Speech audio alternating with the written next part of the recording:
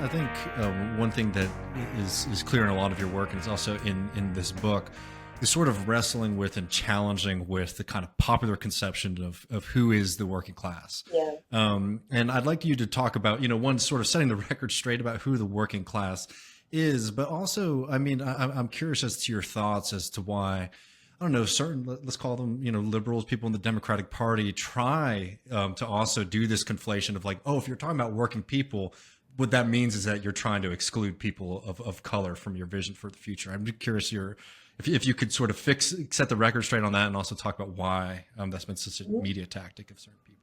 The working class is multiracial. It is, it goes obviously across gender. And so I think the reason why these myths hold, or these images hold, where we're centering, Midwestern white factory men in this picture, is just because it's easy.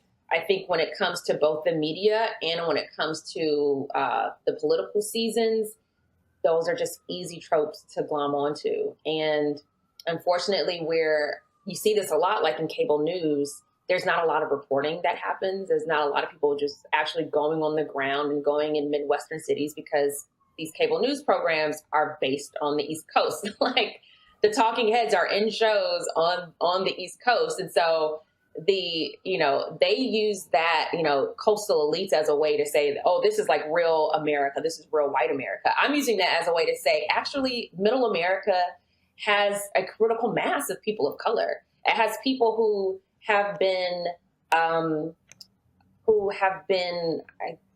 deindustrialized out of being able to have that factory narrative, who are, working multiple shifts at an Amazon warehouse, who are driving Lyfts and Ubers because all they can get is gig work, who have been targeted by the state. So they have to go through a different kind of gig economy where they can't do either. And so they're just like, selling loosies or doing something in like an underground economy to make ends meet.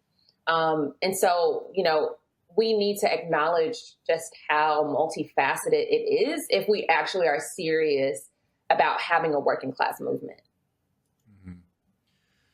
100%. And like on that, I'd be curious to hear your thoughts. I mean, one thing you'll see a lot if you spend any time, and unfortunately spending way too much time doing this, I say to mine stuff for the show, but I'm as guilty as anyone else, just scrolling through TikTok and stuff. You get these kind of arguments from people that, like, for minorities, particularly for Black people, that basically what needs to happen is there needs to be a kind of like Black capitalist revolution, right? That like, by doing certain, I don't know, by hustling, making some money, you'll be able to get out of it. I mean, could you talk about why that's probably not the best model for an entire movement or people, particularly with the way that capitalism is set up and the inequality that's baked into that system? Yeah, I think we have been brainwashed so much in this country thinking that everybody can own a mom and pop shop, when the reality is, in this day and age, you need at least $100,000. Like, on average, people who claim on their taxes today that they're self-employed and they have their own business, they have a net worth of at least $100,000. That cuts out so many Americans, but we have been primed to think of that as, American and emblematic of our freedom and emblematic of just the kind of prosperity that we can have in this country. But it's not that easy. Having wealth begets more wealth. So to say that something that requires wealth will get you out of wealth is tautological. And that's what happens. Like, we just end up stuck thinking that we're just not doing enough. We're not hustling hard enough.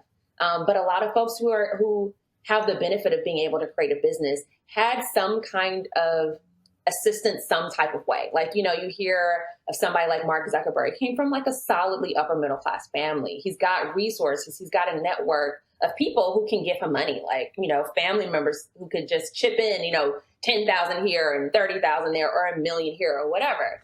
Most people do not have that. I do not know exactly what your question was, but I went down that path, so I hope I answered it. No. Yeah. So in terms of, Black people coming out of it, when you look at our net worth, I think the median Black family has maybe $20,000 in net wealth. That might even be an exaggeration. So that cuts out a lot of us right there. And then secondly, if it would have happened, kind of like, with relationships, if they wanted to, they would. So if this would have happened for us under capitalism, wouldn't you think it would have happened in some way by now? We haven't even seen us remotely get to that point of capitalism being like a freedom driver for us. And as I argue with the book, and as you all know, capitalism has relied on Black exploitation. It has relied on Black labor. It has relied on our enslavement. So how can we then look at it as a model for liberation? Yeah, you mentioned the manifesto and the whole, like, where the minimum wage is designed to make sure we never let people graduate beyond that. And that, is in, and you hear about like generational wealth too. And I think like on an individual family level, that sounds great, but it's not fundamentally going to lead to a wider liberation, because really what you're doing with that wealth is investing it into something that can make money with money.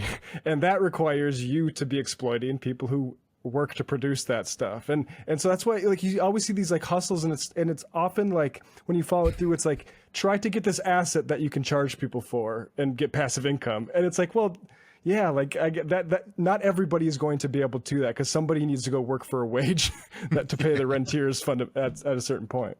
Exactly. And so it bothers me when I hear people use this rhetoric of, Black power and Black liberation to just say we need Black capitalism.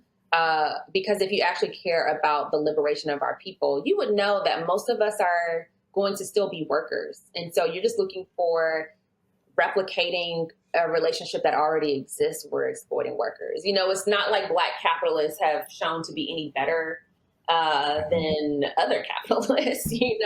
Like, are there studies that they're paying them beyond a minimum wage? Are they paying them a living wage? Are they giving them, equal health care, or not equal health care, but are they giving them health care?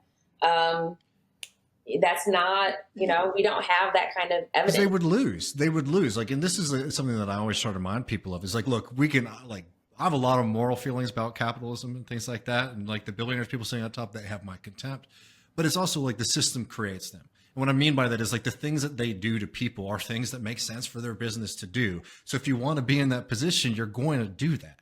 Exactly. So like to even think that you could replicate it in some kind of nice way, I think you put it well when you say, they would have done it by now. Yeah, I mean, it's very clear that there's no kind of way of exploiting your workers in a nice way, frankly. Yeah, exactly. Because they want to compete. And then it almost becomes like this reverse pathology. Well, I'm not going to call out all the people, but it's just like, well, you want me to survive. Why can't I be a Black capitalist? Don't you want me to survive in this economy? And to survive in this economy, like, we're going to have to do certain things. So race is then used as like a buffer to keep away like certain criticism of their bad practices. Like, well, Black businesses got to survive. Like, don't you want us to survive? Like, no, not this way.